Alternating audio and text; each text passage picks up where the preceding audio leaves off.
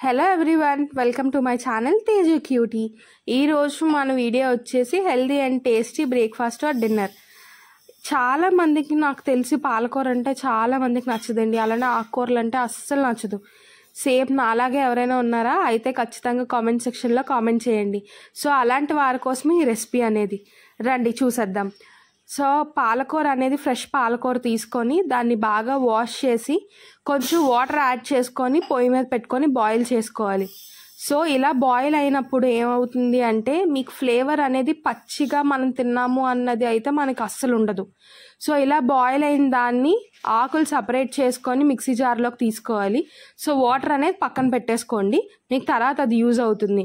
So ఇలా mixie జార్లోకి తీసుకున్న దానికి మీరు ఆనియన్ అలానే మీరు క్యారెట్ కానీ ఏదైనా యాడ్ చేసుకోవచ్చు. సో నేను ఇక్కడ ఏంటంటే జింజర్ అండ్ గార్లిక్ యాడ్ చేసుకొని మిక్సీ పట్టుకుంటున్నాను.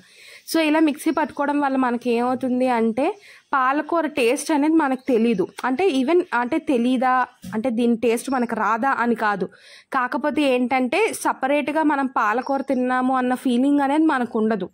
సో అలానే ఇప్పుడు ఏంటంటే చపాతీ ముద్ద ఎలా కలుపుకుంటామో సేమ్ అదే కలుపుకోవాలన్నమాట.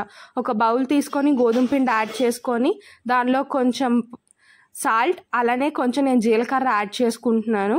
అండ్ మోర్ ఓవర్ తర్వాత ఆనియన్స్ అండ్ చిల్లీస్ కూడా యాడ్ చేస్తున్నాను. ఎందుకు అంటే కొన్నిసార్లు మనకి దాని కాంబినేషన్స్ లేనప్పుడు ఏంటంటే జస్ట్ రోల్ చేసుకొని తినేయడానికి ఆప్షన్ అనేది ఉంటుంది. సో ఇలా గార్లిక్ అండ్ జింజర్ కూడా మనం యాడ్ చేసుకోవచ్చు, కానీ మనం ఆల్రెడీ ప్యూరీలో యాడ్ చేసుకున్నాం కాబట్టి మనకు అవసరం లేదు.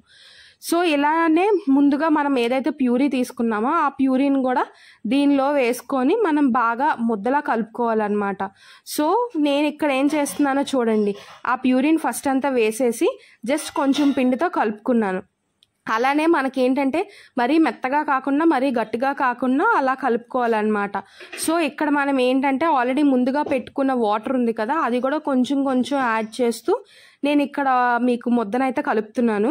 సో ఇదేంటంటే మనకి అంటే కొంచెం కొంచెం పిండి యాడ్ చేసుకోవడం వల్ల మరీ గట్టిగా కూడా అయిపోదు. సో మనం ఒకేసారి క్వాంటిటీలో వేసేసుకుంటే ఏమవుతుంది అంటే గట్టిగా అయిపోతుంది అనమాట. సో అలా కాకుండా మరీ గట్టిగా కాకుండా మరీ మెత్తగా కాకుండా కొంచెం కొంచెం పిండి యాడ్ చేసుకొని లాస్ట్లో ఆయిల్ యాడ్ చేసుకొని మనం ఈ ముద్దను అనేది పక్కన పెట్టేసుకోవాలి.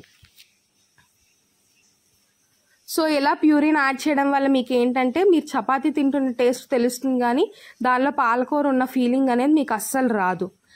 సో నెక్స్ట్ ప్రాసెస్ ఏంటంటే మనం ఎలా అయితే చపాతీ ఎప్పుడూ చేసుకుంటామో అలానే మనకి చిన్న చిన్న ముద్దల కింద తీసుకొని మనం ఎలా అయితే చపాతీలు పాముకుంటామో సేమ్ అదే ప్రాసెస్లో చపాతీలన్నీ పాముకొని సైడ్కి పెట్టుకోవాలి.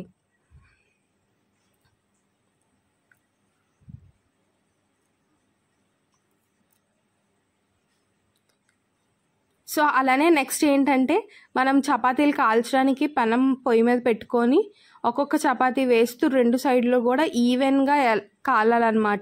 సో మరీ మాడిపోకుండా ఈవెన్గా కొంచెం కొంచెం ఆయిల్ వేస్తూ రెండు సైడ్స్ కూడా బాగా ఫ్రై అయినట్లు చూడాలి. సో దీనివల్ల ఏమవుతుంది అంటే మనం ఒక 1 or 2 తినేటప్పటికి మనకి స్టమక్ అనేది ఫిల్ అయిపోతుంది. అలానే పాలకూర తిన్నాము అన్న మనకు ఫీలింగ్ ఉండదు. And healthy and tasty. నాకైతే ఇది చాలా బాగా యూజ్ అయ్యింది. సో నేను కూడా సేమ్ ఇదే ప్రాసెస్లో నేను ట్రై చేస్తూ ఉంటానన్నమాట. సో నాకు ఫాస్ట్గా ప్రాసెస్ అయిపోవాలి అండ్ హెల్తీగా ఉండాలి అంటే మాత్రం నేను మ్యాక్సిమం డిన్నర్ టైంలో ఇదే ప్రిఫర్ చేస్తాను. సో అలానే మీరు కూడా ప్రిఫర్ చేస్తారని మాత్రం నేను అనుకుంటున్నాను.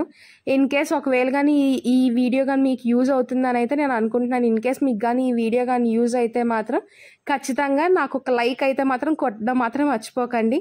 అలానే ఇలాంటి వీడియోస్ కోసం మాత్రం నన్ను ఫాలో అవుతూనే ఉండండి. ఇన్ కేస్ మీకు ఈ వీడియో కానీ నచ్చినట్టయితే please subscribe my channel. Bye.